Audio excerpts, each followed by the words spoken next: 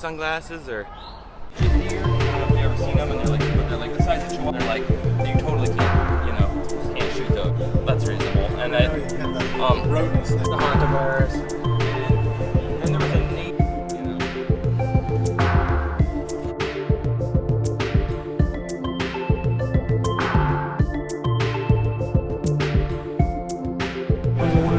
On stage, we're talking about financial freedom and just about every business owner in this industry. So I'll just straight up tell you guys my story after this is over. This is making the duck dinner. Multi tool which I modified with a spoon gouge and an awl for it, and I even had a gut hook that I modified on it. I was a little optimistic, thinking that I was going to be getting deer and all this stuff. And I had the axe and a crosscut saw that kind of worked both. It was a German saw, fairly light construction, but it's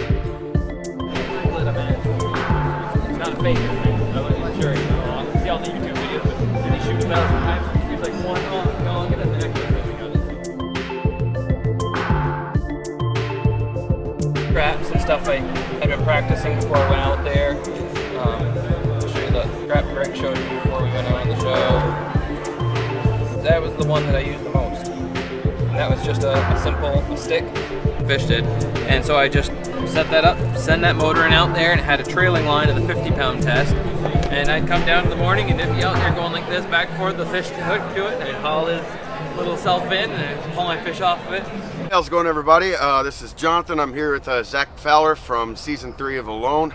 He was the winner. Yeah, I got to meet him a couple of weekends ago in Texas at a Self-Reliance Expo, and we had planned on doing this then. And I mean, he had a lot of people asking him questions and stuff, and we found out we were both coming here to Atlanta for Blade Sports. So we're getting together before heading out to the Galleria, and just wanted to ask him some questions, and he's kind enough to give me his time. So thanks for doing this, man. So everyone that, when I first saw the cast for season 3 and the pictures, and then they released the gear list, it's big in this community and all of us that do this kind of stuff to go through the gear list and be keyboard commandos and kind of you know, nitpick. And I'm not gonna lie, and I already told you this, that when I saw you didn't bring a belt knife but a multi-tool and a shovel, I was like, what is this guy doing? And I know there's other people that have thought the same thing, and they might be afraid to ask you, but I feel comfortable enough to, like, what was your mindset behind that? Like, why did you kind of, what we considered, go out of the norm, and maybe was it something that you felt like that's what you were most comfortable with, that what you brought? Yeah, I mean, it was, I mean, I don't use many knives at home, big knives, you know. I use little knives and I do lots of little stuff. In the woodworking shop, building boats, you know, like I was doing, I always use the right tool for the job. And I knew I had a million jobs I wanted to do out there and a million things I wanted to build. And so I needed something that would do that, and I felt like the multi-tool would bring it home. Yeah, well, and I know that I posted some pictures of your multi-tool on my Facebook, and I'll drop a couple of those here in a little bit. But you did some modifications to your multi-tool also. So what was the multi-tool that you brought, and then what were a few of the modifications you did, and how did you do those before leaving? It was the Swiss tool, the Spirit, and I turned 4 of the things on there into different stuff that became very useful. One of them was worthless modification. I made a gut hook. There was no big game there. It was all fish, so that was a waste of time. But I did make the small screwdriver into a really sharp awl, which worked amazing for picking out knots in your fishing line, so that I never had to waste any of my fishing line. I could always untie it. And I did the spoon gouge, which was the can opener I hammered and forged into a spoon gouge, which was curved in both directions, so I could carve out the bowls of spoons, little cups, little containers, my water bottle that you could see on my YouTube channel. I made the video on it, how to make a water bottle. It was so many things, and I made another knife along the side of the chisel, which gave me like an X-Acto blade, so I could carve all the symbols into what I called my wizard staff, my story stick here of my entire adventure out there. That's awesome. Okay, cool. So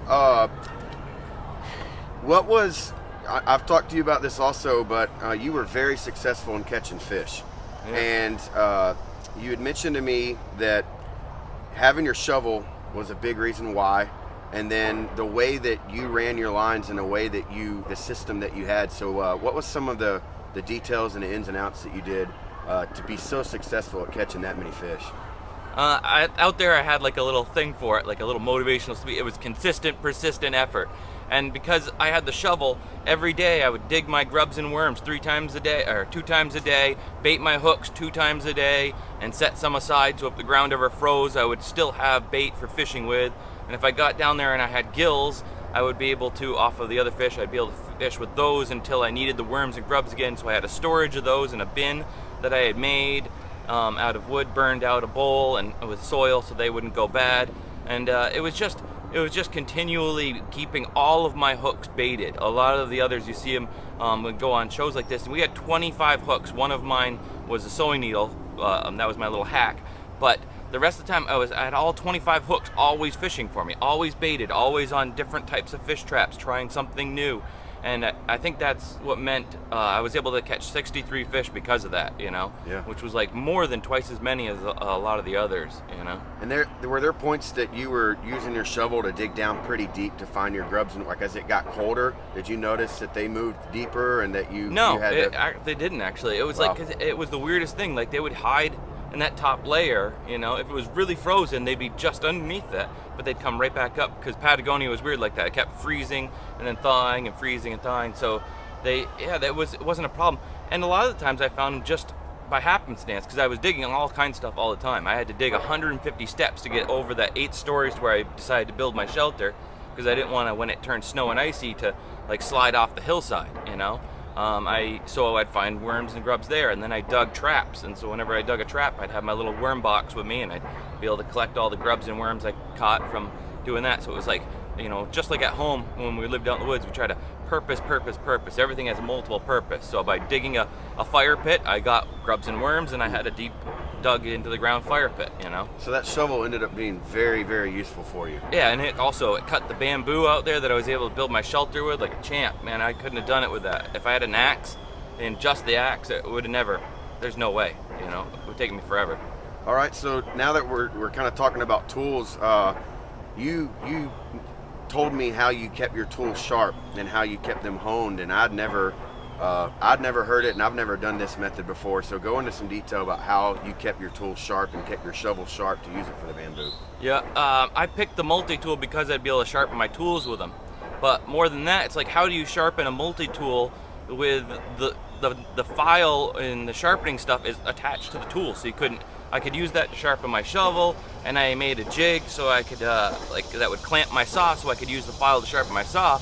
But how could I sharpen the blades on my multi-tool that meant so much to me, all the carving I did? And what I did in the end was I cut a piece of wood, and I took clay and I rubbed the end grain of the wood, and I was able to use that like a Japanese clay whetstone and lap out my knife blades on there. Even the spoon gouge lapped out to razor edge with that, and it took a lot longer than a nice Japanese whetstone would, but man, I could had keep the time to do that. I had all the time in the world out there to, yeah, they were razor sharp. Everyone was really, really excited and loved the duck hunter that you made, and although it probably wasn't as successful as you would have hoped, you know, as much as what the fishing was, what did you end up doing with that duck hunter to make it work for you, even though you weren't catching 10 ducks and all that crazy stuff? I mean, the reason I made it was because in Maine, I would go striper fishing, and the cut bait would always catch me a cormorant. So I combined the paddle boat my dad made me as a kid with the accidental catching of cormorants in Maine, and I made it into a duck hunter, sent it out, and I realized after like 2 days that the duck, that one cormorant-y duck that was coming by, I'm pretty sure it was a cormorant, he just ignored it, you know. He went by it once really close, and he was like, nothing doing. So I was like, I'm gonna rig this for fishing. So I turned it into my fishing boat, and it was a self-propelled fishing boat that I would go out, and you see it on the show, catch a fish for me.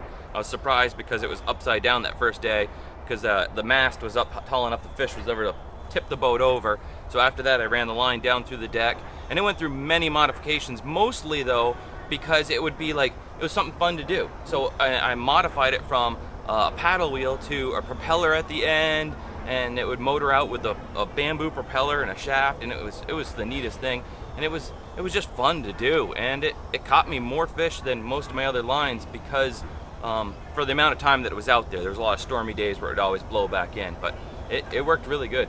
Yeah, I thought it was really ingenious of you to, instead of having the line coming off the side where they could flip it over, you could possibly lose parts to your trap or whatever that you had on it, how you ran it through the center so that if the fish hit it, he couldn't pull that whole thing. I thought that was really ingenious. Yeah, I'd come down and he'd be like pulling it back and forth, and I'd haul it in by its trailing line on the back of it, you know. I'll do a video about that on my YouTube channel. Awesome. Link yeah. you guys when. I'll look forward to it. Yeah. So, and the way that you were launching that boat is you built that dock, and I know they showed a small clip of you getting it started, but I know there's been a couple of people that I've talked to that were still curious as to how you actually did it. So what tools did you use, and how did you create that dock to get out there? That was something I had seen like a glimpse of in an old Indian book where they would build like X's and make a dam, or they would use it to make across a river, and they would tuck their fish traps into it. So I wanted to get out there further into the water because I knew the duck hunter with the rubber band would only have a distance of like 25 feet when I sent it out and it fired up its motor. So I was trying to get out there to where the fish were rising and get some better catches. And so I cut down big trees. You know, I left them about 8 feet long. The ground there was very soft in Patagonia. The topsoil was like 4 feet deep, and it was kind of the same way under the water where it was soft, you know, for about 2 or 3 feet. And so I just take them out there and sharpen the end with my with the hatchet, you know, and pick 4.5 inch pieces and pound them in big X's, lash them together with a little bit of the inner paracord because they didn't need a lot of strength, and then I'd set a log on it and I'd work my way out and pound another set in every 2 feet or something like that. And I kind of wish I had done more. Like, I really wanted to get it going all the way out, and I was just about to start on that when the show ended. I was going to make it go out another 10 feet, and then it really started to drop off, and then I was going to make it go to the side, and that way I could have put my fishing lines out there right in the sweet spot where I felt like there was more fish. Do you think that would have been like kind of the way that it was trending at that point? Do you think if you would have been out there for another 20 days or so, do you think the fish would have been out that would have been something you would have had to do, moving it out deeper and deeper? Or no, did you see they were getting deeper? I don't think it would. It was harder to catch stuff at the end. I went through like 14 days with like 3 fish, and made me lose a lot more weight than I had been losing the whole time. And I don't think they were out there deeper and deeper. It was just the sweeter spot, and I think it would increase my catch rate, you know. So I mean, because I got 63 fish, and if I had been able to do that sooner and maybe increase my catch rate, because I would have, the further out I got, and the dock would have allowed me to set the snare traps just like we're on the duck hunter, so that every time there's a bite, boom, that bamboo is hair triggered too. I can make those things really tight, and so it sets the hook in the mouth instead of them, because I watched them on a GoPro once, and the fish, they'll eat your stuff and spit it back out 10 times and then we'll leave it, you know. With the snare part, like the duck hunter was, that's why it was so successful. You know, it's like a primitive ice fishing trap. It's like bam, it sets the hook, and they don't get the chance to spit it out again. That's awesome. They're on my dinner plate. That's awesome. Yeah.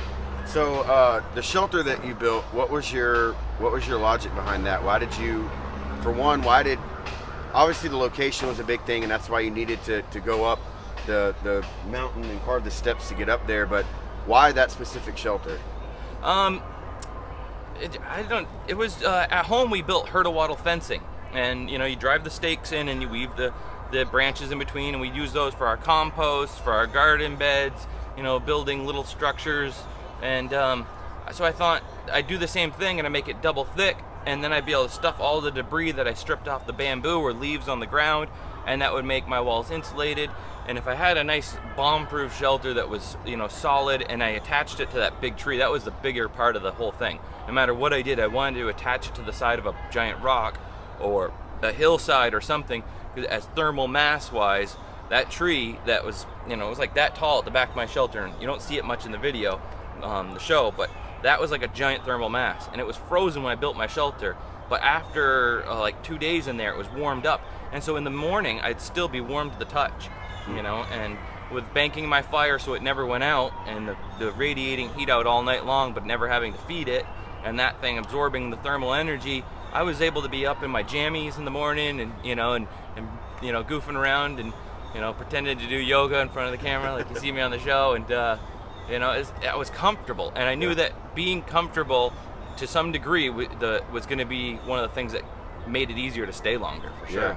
You know? I know you'd mentioned too that you said that there'd be wind and there's so many dead trees that you wanted to be against something that you could kind of even get underneath in case something fell. Was that like go into that a little bit? Yeah, well, it's like just like everything I try to do. It's like always everything has multiple purposes. So that log insulated me with a thermal mass. My shelter was super strong that way. And because I slept like tucked halfway underneath the log, if one of those big trees fell, I mean, there was knots on the trees out there that were like this big around, and they're in the ground, and there's these craters where they hit, you know, because they fall out of these trees that are, 200 feet tall, and they grow from the mushrooms, and I think they were, I don't know, Indian something mushrooms they're called. There's little round balls, and that it affects the tree, and it grows these giant knots. And one of those things falls on you, you're done. There's no even tapping out. You're just done, you know. So you had a little bit of security as well as getting the extra warmth. So all those nights when it would be like, I just sleep through it. I was like, cool. And then you just mentioned too about banking the fire, and until you explained this to me at that expo, I'd never heard of this method. So where did you learn about that? And then what is that actual process? What is banking a fire? That was another thing. Like most of everything I've learned from old books. I go to garage sales and I collect old books, and I'd sit there on Sunday mornings and pour through them. And I had found an old book about fire and how to tend your fire. And one of the things I remembered in the old book was the old open fireplaces in the houses. You have a bunch of coals in there, and you push your fire to the back, and at night they'd put a fresh log on it, on a lot of hot coals, and then they bury it in ashes up against the back of the fireplace and leave like one end open, and that would smolder and smoke down through like a cigar. It would just, like you just left out, it would just kind of smolder and smoke away, and it turns your firewood to coal, and then it gets warm, and in the morning you break it open and there's still a good pile of hot coals. I think at one point I kept it like that for like 14 hours once when I wasn't feeling good, and I slept in, I didn't touch the fire for 14 hours. I was able to open it up and it was just like woof. So 3 times a day, before I went to bed, I'd bank it, put it to sleep, and it would radiate heat out as it colified and smoldered down and still cooked. And then the same thing after breakfast, I do that, and after lunch I do that, and again until dinner. So it's like, I did it for 50 days straight, and over like 150 times I'd put it to sleep and wake it back up again. That's crazy. Yeah. And you were able to just put a log on there and not have to worry about splitting it and getting kindling and stuff. You could just put a log on there. Yeah, and it would. Well, the trick too is good firewood. So you got a big pile of hot glowing coals and one piece of good firewood. I called it a night log, and during the daytime I use smaller pieces, but like good firewood. It had to be dry, it couldn't be something rotten, because I had a couple times I put something that was kind of questionable on there, and then I'd open it back up and I'd be like, whoa, that was close, I almost lost it there, So besides the orange beanie, the other thing that you're associated with now probably for the rest of your life is your staff. Yeah. And the first thing, looking at it now up close, it's way cooler than what it is seeing it on TV. But the first thing that you notice is the top of it, and I think you did all this intentionally, obviously, but this is at the top for a reason, right? Yeah, the fish head, because that was what kept me alive. I wanted it to be a boar, but the boars were, all the animals leave the upper mountains. There was no rabbits, all the stuff that we were hoping to be there, and we saw in the lower valley before we were dropped into our locations, the rabbits, birds the size of chickens. They were all gone. They all left for greener pastures. So I quickly realized that fish was my mainstay, and fish head soup is the reason I came out of there strong and I wasn't depleted, because I just boil it, mash it, stick it in a stew 3 times a day, and drink it down, boil it again, mash it some more, drink all the little cartilage, the eyeballs, anything that dissolved, and even if it didn't dissolve, I'd chew it up and drink it. So whenever you'd get a fish, you would take the main fillets and that part of it, and then whatever was left you'd put in the pot, and that would be what you boiled down. It didn't matter how hungry I was. I'd take the fish, gut it, clean it, take the guts, set that aside, because I still tried to trap for boar and things like that, even though the odds were pretty slim. I figured if I got one, I'd be styling. So I'd take it and smoke the fish for 6 to 4 hours, no matter how hungry I was, and I eat that fish that day. I always ate that. If I caught 3 fish, I'd eat one the next day and the one the next day, but I never tried to save them. I just ate as much as I could, so I had the energy to keep doing things. So I'd smoke it, eat it, throw the rest of the bones with the fish head, which I would be smoking. And if I tried to do them for about 5 days. So I'd be boiling it and drinking it for like 5 days, and then I'd finally throw the bones out. And that way, on the days that I didn't have fish, because it was 63 fish in 87 days, the days I didn't have fish, I'd have fresh fish head soup. And so I didn't feel very depleted, you know. I'd start out with at least a good breakfast of, you know, fish head soup. Huh. Okay, and then what's the feather and what's that? That's the tassel from the bird that I got with my slingshot. So I got 2 birds out there, one with my bird trap, and you see that on the show, but they didn't show the one I got with my slingshot. I did shoot it on camera, but I only shot the slingshot on camera and then ran over and grabbed it, so I think they maybe didn't feel like it looked real enough. And so I kept that as a memory of all that time I spent out there practicing with that slingshot, because there wasn't much to shoot at, and some people are like, oh, you should have brought something better, but it was my time to be kind of one with missing home and stuff, and like my like some people doing yoga or, you know, karate or something, you know. It was my chance to focus and channel some energy into something I really enjoyed and I did at home a lot, and so I practiced all the time, and that practice paid off. That one day I'm out there, day 60 something, there's a bird, and what? First bird I had seen in over a month, and man, he tastes like chicken. It was so good. It was one of the best meals I had out there. That's awesome. You know.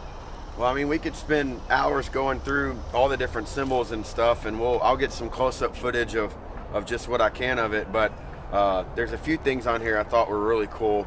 Here at the top, before you started any of the story of your journey to Alone and how it started, you have certain things carved around the top, and what are those? All my 10 items I carved into the top of the staff. My slingshot, the fishing hook and fishing line, the shovel that I brought, the paracord, the pot with a pan lid, the sleeping bag, the ferro rod, the multi-tool, the axe, and the saw as my 10 items. And then from there on, it's my story. So it's right there, the car broken down on the side of the road where I had to leave my family on the side of the highway to go to Patagonia, right through to the helicopters and the planes that took me down there. Then it gets into my days that once I arrived there. Every day was in 6 symbols. So I had the amount of fish that I caught, the day of the week that it was, what I achieved that day, whether I kept my fire going, and my physical state and my emotional state. So, well, and you said a fun game that you'll get is people trying to quiz you on this. So, if you get a chance to meet Fowler, I suggest you do it. It actually is really fun. Just randomly looking. Like yesterday at Blade, I spotted a toilet and it had the number 12. And I was like, why is there a toilet on here? You told me that was a day that you were feeling really sick. And so he knows, like he remembers all this stuff. It's really remarkable. But you also kind of went into a little bit of detail, not to give too much away, but you've got more plans with this. Like it's more of a thing to help you remember for other things, right? Yeah, I mean, like I wanted to have a journal, and they wanted the camera to be our journal. But I wanted more than that, knowing that only just so much of your footage ever ends up on TV. I wanted to be able to remember what I did every day, you know. And so this gave me the opportunity. I could pretty much tell what I did every day.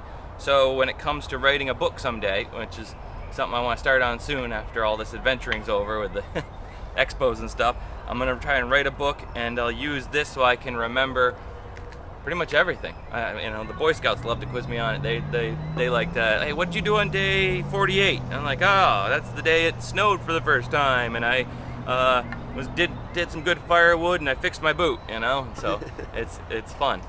You're not. That's a good segue. You're not wearing them, but at the expo, during your presentation, you took your boot off and showed us and told us a story about that. Yeah. What happened with that? Oh, the second to last episode was one bad day for me. You know, a lot of people, it makes it kind of look like when it's on a TV show that it covers a period of days, but it was actually one bad day where I lost the fish off the end of my line.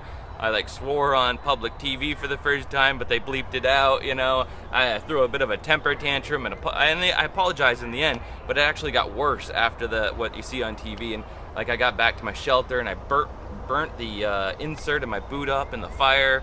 And I realized at that point, I think that was around day 70 or something. I could look on here and find out. But I was kind of waiting for it to be over. And I said on the show, I just can't wait for everybody to quit. And I realized the reason I was having so much trouble that day is because I wasn't putting my whole self into it. And then I needed to, so the next morning I woke up, realized that, and I said, I need to rededicate myself to this. And I did, and I put my whole, everything I had into it instead of just waiting for it to be over. I didn't wait for things, you know, and then fix them later. I fixed everything as soon as I realized it needed to be fixed. And from that point on, I actually caught less fish, and it stormed more, and things became even harder. But I actually felt better about it, and I kept going, and I felt stronger when the end came, and I was surprised it was over. You know? Yeah. Now that it's over, and you were the winner, and cash prize, and you know, on your YouTube channel, you know, you showed us your new house, and you know, congratulations, by the way. Thanks. On that.